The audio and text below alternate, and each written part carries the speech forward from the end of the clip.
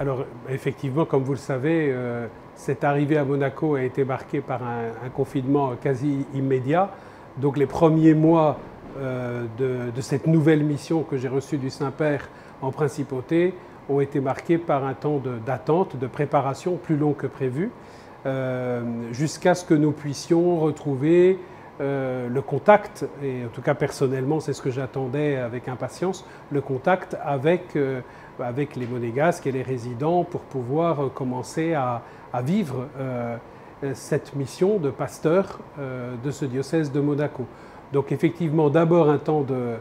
de confinement que j'ai pris comme un temps de préparation intérieure, de préparation spirituelle, et sans précipitation commencer à me disposer à vivre cette mission, et puis petit à petit, avec encore quelques contraintes, de pouvoir rencontrer mes collaborateurs, les prêtres, et quelques réalités des paroisses, des communautés, des mouvements qui font vivre le diocèse de Monaco. Alors vous savez, quand on est jeune évêque, on est toujours très prudent avant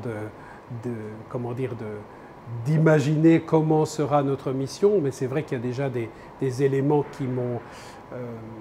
m'ont interrogé et sur lesquels j'aimerais bien qu'on continue de travailler. Je ne suis pas le premier évêque de Monaco, l'Église ici vit depuis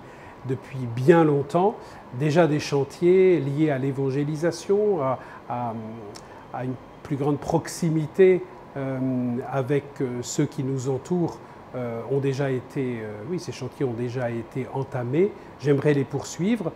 avec sans doute une attention encore plus approfondie par rapport au monde des jeunes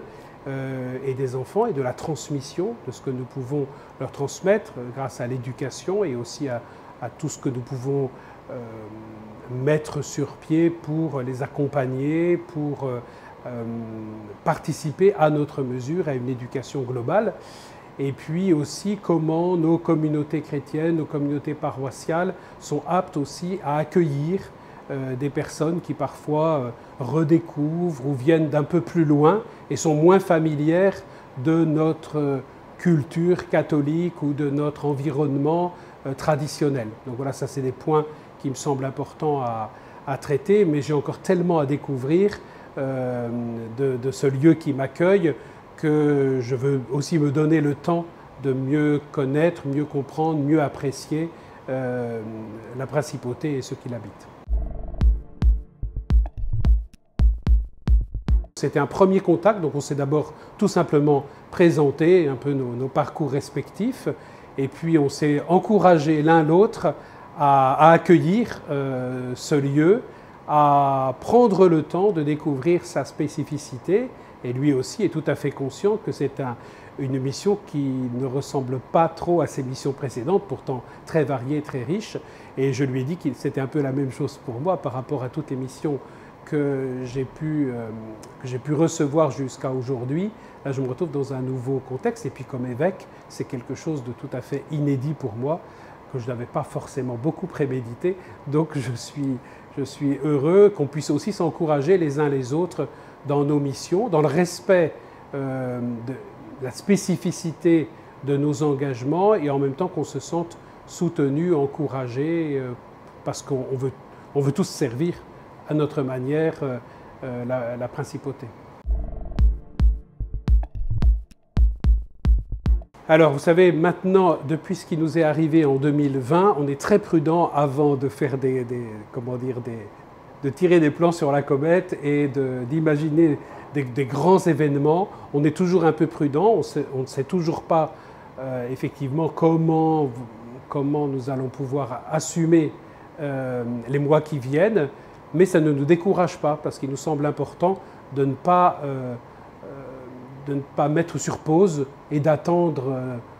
dans l'inquiétude qu'un jour on soit complètement débarrassé de ce virus, même si nous l'espérons tous. Donc nous devons continuer de vivre,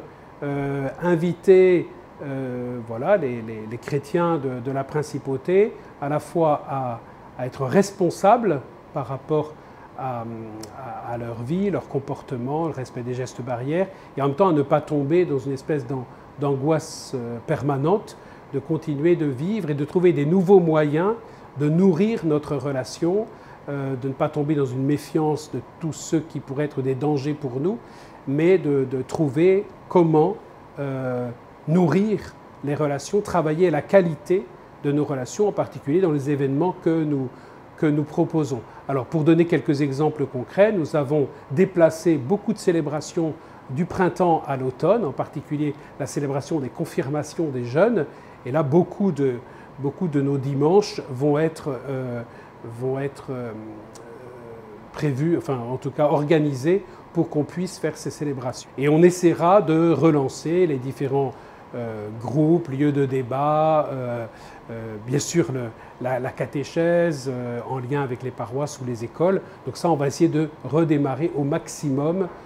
tout ce qu'on pourra faire avec un point d'interrogation sur les rassemblements à plus grande échelle. Là, nous attendons de voir comment les choses évolueront.